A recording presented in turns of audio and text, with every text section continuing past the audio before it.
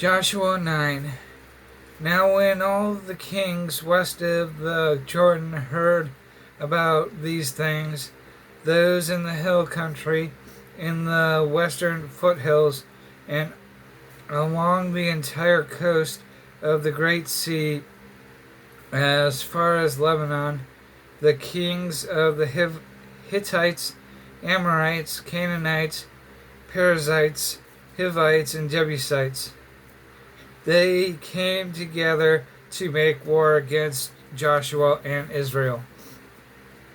However, when the people of Gibeon heard what Joshua had done to Jericho and Ai, they resorted to a ruse. They went as a delegation whose donkeys were loaded with worn-out sacks and old wine skins, cracked and mended.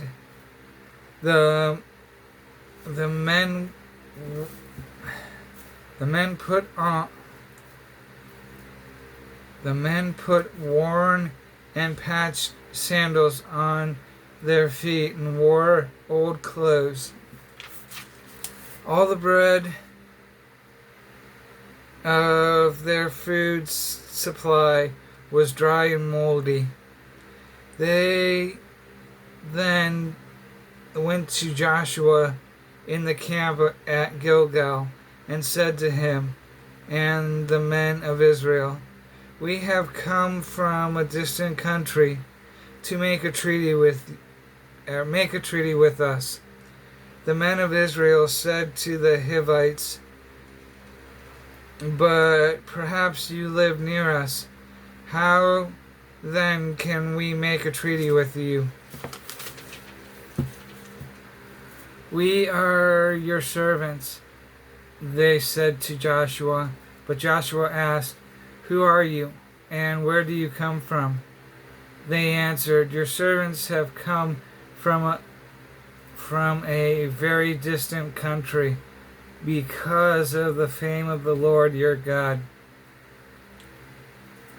For we have heard reports of him, all that he did in Egypt, and all that he did to the two kings of the Amorites, east of the Jordan, Sihon, king of Heshbon, and Og, king of Bashan, who reigned in Ashtoreth.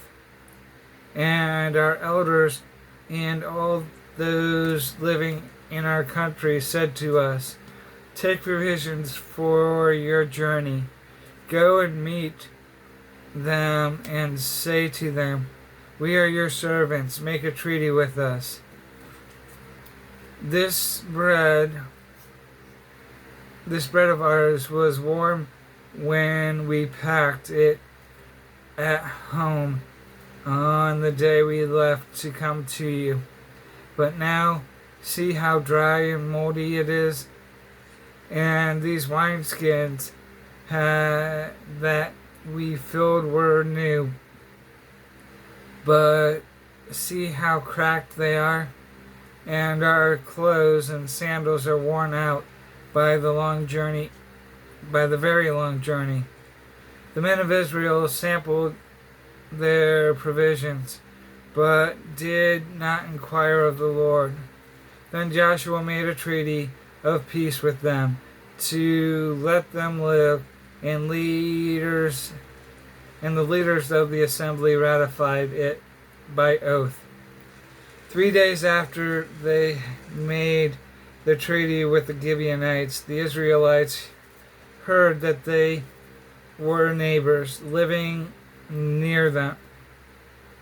So the Israelites set out, and on the third day came to their city, Gibeon, Kephirah, Beeroth, and Kirath Jearim.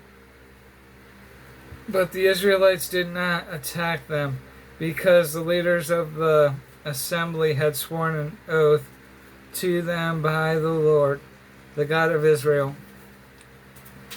The whole assembly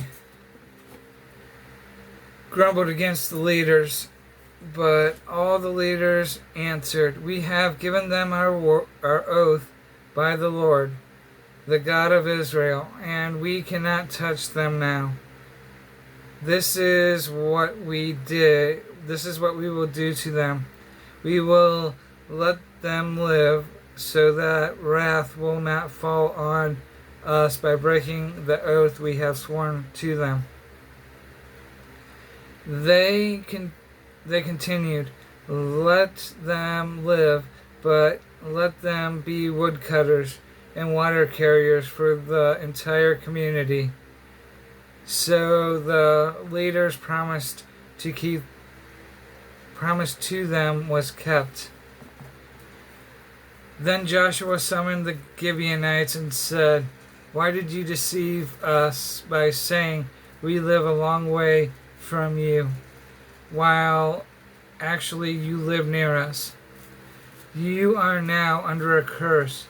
You will never cease to serve as woodcutters and water carriers for the house of my God."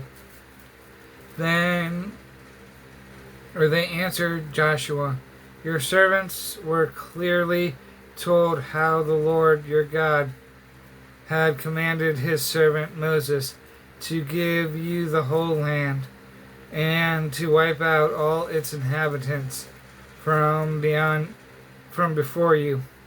So we feared for our lives because of you, and that is why we did this. We are now in your hands. Do with us whatever seems good and right to you."